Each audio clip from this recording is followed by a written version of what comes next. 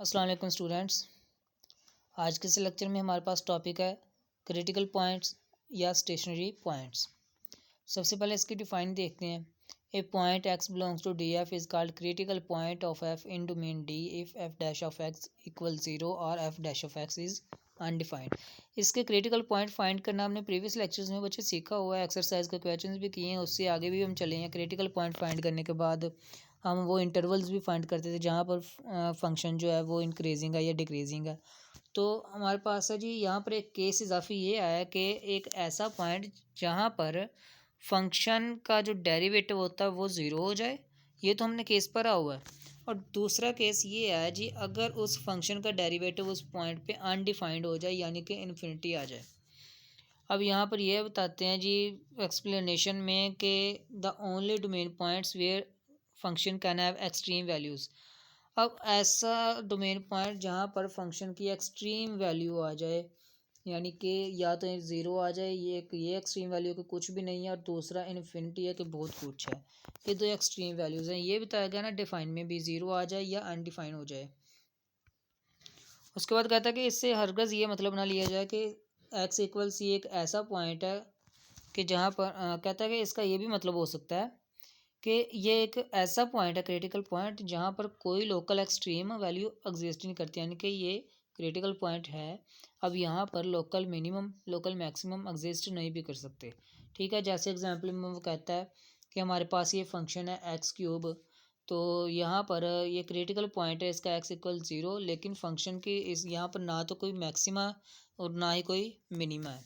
ठीक है जी, कहते हैं कि इस ऐसे पॉइंट को जहाँ पर ना कोई मैक्सिमा हो ना कोई मिनिमा हो, यानी कि ना कोई फंक्शन इंक्रीज कर रहा हो ना कोई डिक्रीज कर रहा हो, तो वो पॉइंट क्या होता है? पॉइंट ऑफ इन्फ्लेक्शन होता है। अब पॉइंट ऑफ इन्फ्लेक्शन में ये देखें जी, अब पॉइंट ऑफ इन्फ्लेक्शन की डिफाइन में आसान डिफाइन ये है कि उस पॉइंट पे फर्स्ट डेरिवेटिव भी ज़ीरो होता है और सेकंड डेरिवेटिव भी ज़ीरो होता है, तो वो पॉइंट ऑफ इन्फ्लेक्शन है। अब यहाँ पर अगर डायग्राम देखी जाए तो यहाँ पर ग्रेडियंट का लफ्ज़ इस्तेमाल किया गया है, इससे आपने घबराना नहीं है, इससे आसान अल्फाज में समझते हैं। देखें जी, हमने स्टार्ट वाले पहले लेक्चर में यूनिट नंबर 5 के पहले लेक्चर में सीखा था कि ये हमारे पास फंक्शन है, फंक्शन का है जी ये ग्राफ। अब यहाँ पर एक पॉइंट है, यहाँ पर एक पॉइंट है और यहाँ पर एक पॉइंट है।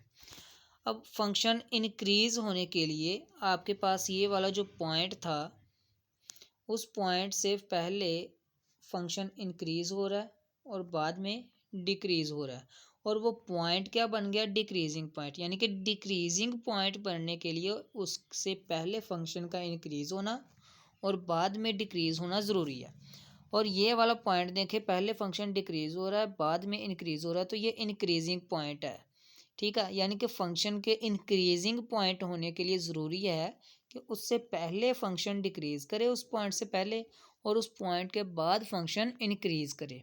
ठीक है, अब लेकिन अगर देखा जाए इस वाली प्रेजेंट एग्जांपल में, तो यहाँ पर कह रहा है कि ये ग्रेडियंट इधर भी पॉजिटिव है इधर भी पॉजिटिव है, यानी कि इस पॉइंट से पहले भी फंक्शन इंक्रीज कर रहा है और पॉइंट के बाद भी फंक्शन इंक्रीज कर रहा है। तो इसका मतलब ये ना तो हमारे पास इंक्रीजिंग पॉइंट है ना ही डिक्रीजिंग पॉइंट है, तो ये क्या हो जाएगा? पॉइंट ऑफ इन्फ्लेक्शन हो जाएगा।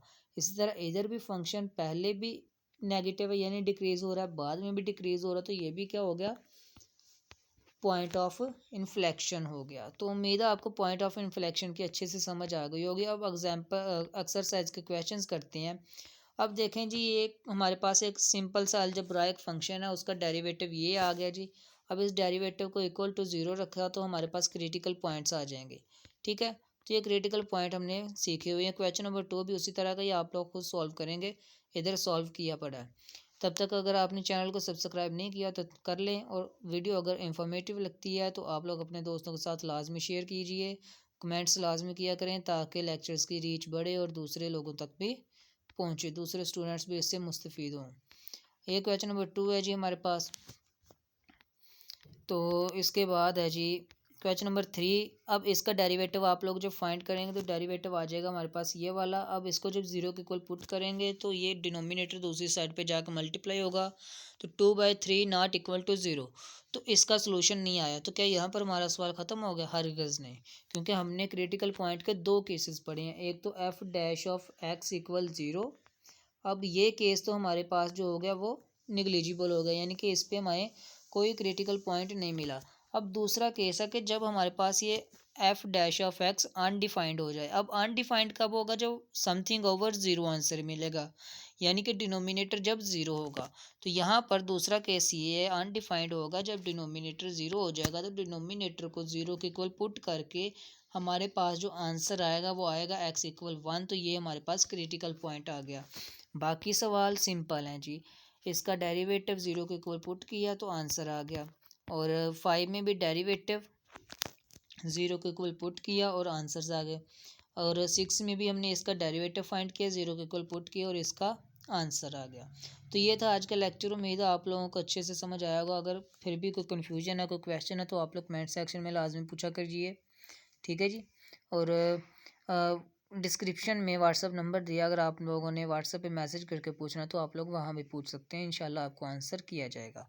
नेक्स्ट लेक्चर तक के लिए इजाज़त दीजिए। अल्लाह हाफिज़।